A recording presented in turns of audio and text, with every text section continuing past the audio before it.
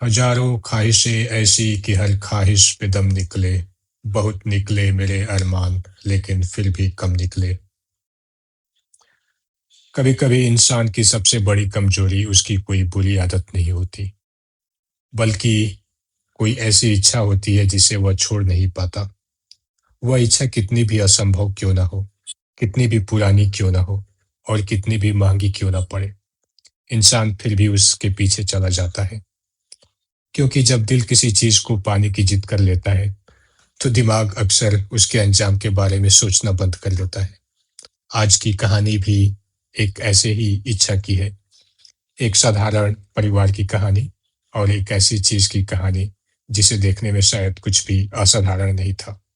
एक सूखा हुआ बंदर का पंजा।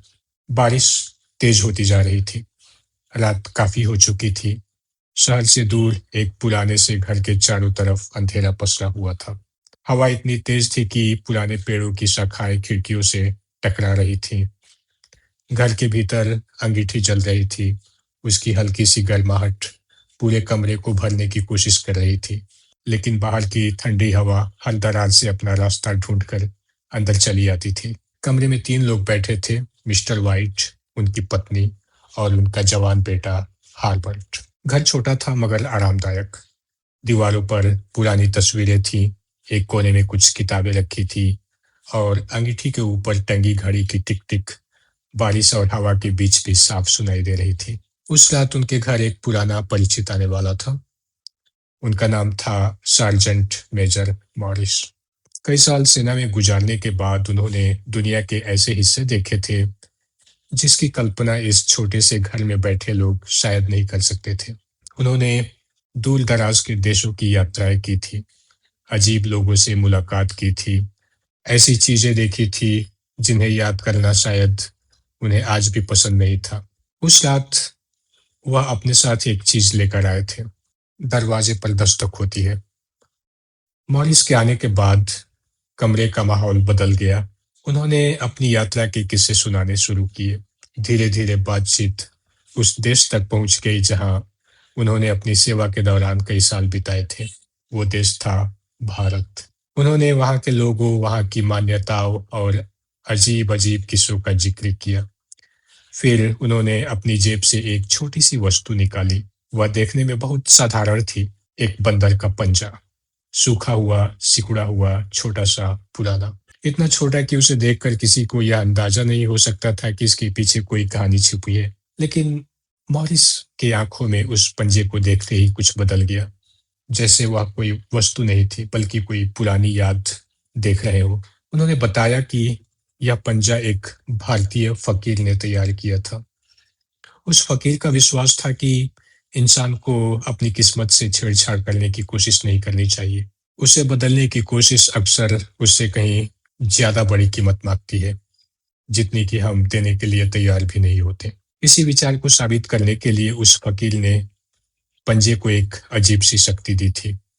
3 इच्छाएं। किसी भी व्यक्ति की 3 इच्छाएं पूरी हो सकती थी। हर इच्छा अपने साथ एक ऐसा परिणाम लेकर आती थी जिसकी कल्पना करने की ताकत शायद किसी इंसान में नहीं थी। मॉरिस ने अपनी जिंदगी में उस पंजे की शक्ति देखी थी, और शायद इसीलिए वह उसे दोबारा अपने पास नहीं रखना चाहते थे।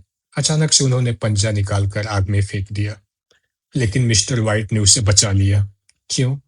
शायद जिज्ञासा के कारण, शायद लालच के कारण, या शायद इसलिए कि इंसान हमेशा वही चीज अपने पास रखना चाहता है जिसके बारे में उसे चेतावनी दी जाती है।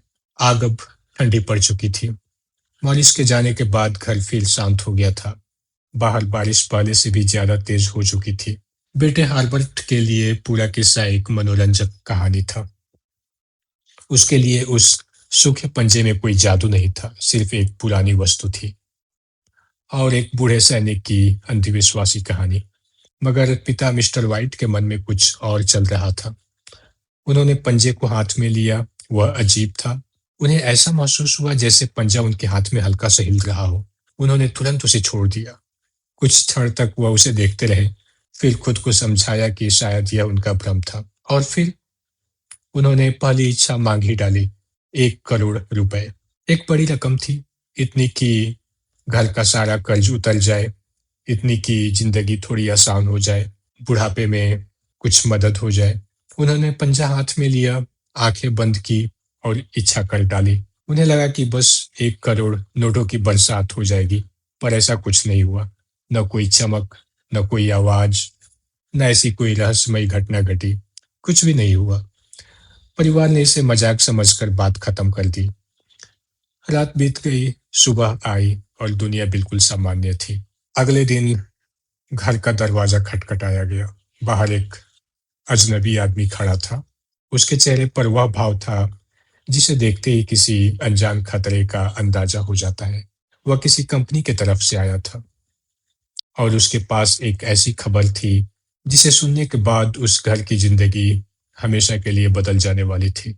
बेटे हार्बर्ट के साथ एक दुर्घटना हो गई थी, एक भयानक दुर्घटना। मशीन के नीचे आ जाने के बाद वह जीवित नहीं बचा था। एक पल पहले तक जो घर एक परिवार का घर था, अब वही घर शोक का घर बन चुका था। माँ अपने बेटे के लिए रो रही थी। पिता जैसे अपनी आवाज खो चुके थे और उस कमरे में जहाँ पिछली रात हंसी सुनाई दे रही थी, अब सिर्फ रोने की आवाज थी। लेकिन उस दुख के बीच एक और बात थी। कंपनी ने परिवार की आर्थिक मदद देने का फैसला किया था।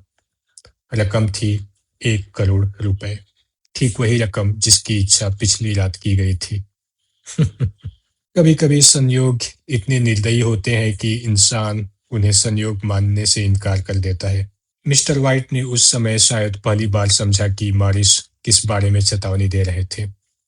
इच्छा पूरी हो चुकी थी, लेकिन जिस तरीके से हुई थी वह किसी वरदान जैसा नहीं था। वह एक सौदा था और उसकी कीमत उनका बेटा था। लेकिन एक माँ के लिए अपने बच्चे की मौत को स्वीकार करना इतना आसान नहीं होता।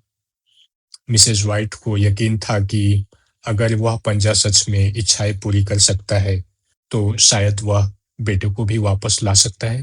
तर्क ने उन्हें रोकने की कोशिश की, डर ने भी उन्हें रोकने की कोशिश की, लेकिन ममता इन दोनों से कहीं ज्यादा ताकतवर थी। उस रात उन्होंने दूसरी इच्छा मांगने का फैसला किया, अपने बेटे को वापस लाने की इच्छा। पिता मिस्टर वाइट डर रहे थे। उन्हें पता था कि पहली इच्छा ने क्या किया था, और उन्हें यह भी डर था कि दूसरी इच्छा पहली से भी भयानक परिणाम लेकर आएगी। लेकिन आखिरकार माँ तो माँ ठहरी। मिस्टर वाइट खुद को रोक नहीं पाए। उन्होंने पंजा उठा लिया और दूसरी इच्छा भी मांग डाली। उन्होंने दूसरी इच्छा मांगने का फैसला किया, अपने बेटे को वापस लाने की इच्छा। पिता मिस्टर वाइट डर रहे थे। उन्हें पता था कि पहली इच्छा ने क्या किया था, और उन्हें यह भी डर था कि दूसरी इच्छा पहले से भी भयानक परिणाम लेकर आएगी। लेकिन आखिरकार माँ तो माँ ठहरी। उसके सामने मिस्टर वाइट टिक न सके। उन्होंने पंजा उठाया और दूसरी इच्छा मांग डाली, अपने बेटे को वापस लाने की इच्छा। कुछ भी नहीं हुआ। कमरे में फिर वही सन्नाटा था। शायद सब खत्म हो गया था। शायद पंजा सिर्फ एक भ्रम था। शायद मॉरिस की कहानी एक संयोग थी। शायद बेटे को वापस लाने की इच्छा भी बेअसर रही थी। लेकिन फिर रात के सन्नाटे में एक आवाज सुनाई दी। दरवाजे पे दस्तक, बहुत धीमी, बहुत दूर से आती हुई। एक बार, फिर दूसरी बार और फिर तीसरी बार। मिसेस वाइट की आंखों में अचानक उम्मीद लौट आई। एक माँ को शायद किसी आवाज को पहचानने के लिए चेहरे की जरूरत नहीं होती। उसके लिए वह दस्तक उसके बेटे की वापसी थी। लेकिन पिता मिस्टर वाइट के भीतर कुछ और ही चल रहा था। उन्हें याद आया मॉरिस का चेहरा, उसकी चेतावनी और वह पंजा। उन्होंने पहली बार सोचा, अगर बेटा वापस आया है तो किस रूप में आया होगा? क्या वह वही लड़का होगा जो कल सुबह घर से काम पर गया था, या फिर मौत के बाद लौटने वाली कोई ऐसी चीज जिसे वापस नहीं आना चाहिए था? दस्तक तेज होती जा रही थी। मिसेस वाइट दरवाजे की तरफ बढ़ी। एक माँ के लिए उस समय दुनिया में सिर्फ एक ही चीज मौजूद थी, दरवाजे के उस पार उनका बेटा। लेकिन पिता मिस्टर वाइट अब डर चुके थे। वह जल्दी से पंजे को ढूंढने लगे। उन्हें लगा कि शायद तीसरी इच्छा सब कुछ ठीक कर सकती है। लेकिन पंजा कहीं दिखाई नहीं दे रहा था। दरवाजे पर दस्तक अब पहले से तेज हो चुकी थी। मिसेस व्हाइट कुंडी खोलने लगी, एक-एक करके।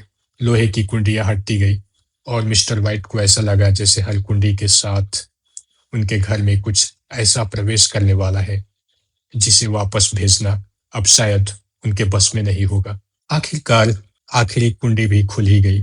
मिसेस व्हाइट ने दरवाजा खोलने के लिए हाथ बढ़ाया और ठीक उसी पल मिस्टर व्हाइट को वह पंजा मिल गया। उन्होंने उस पंजे को जकड़ लिया, आंखें बंद की और तीसरी आखिरी इच्छा मांग डाली, वापस चले जाओ। दस्तक बंद हो गई, एकदम जैसे कुछ भी न हुआ हो।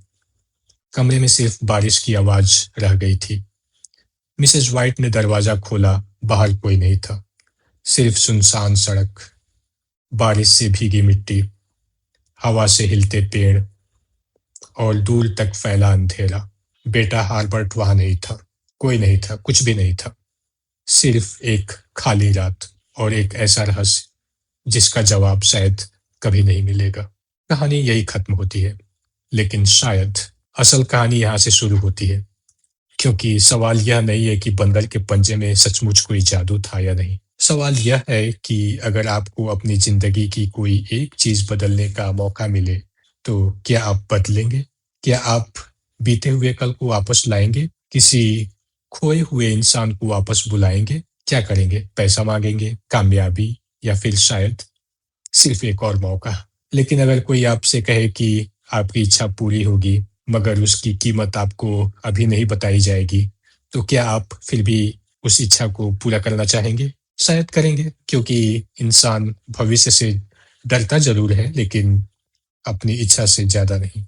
और यही इस कहानी को सबसे ज्यादा डरावनी बनाती है।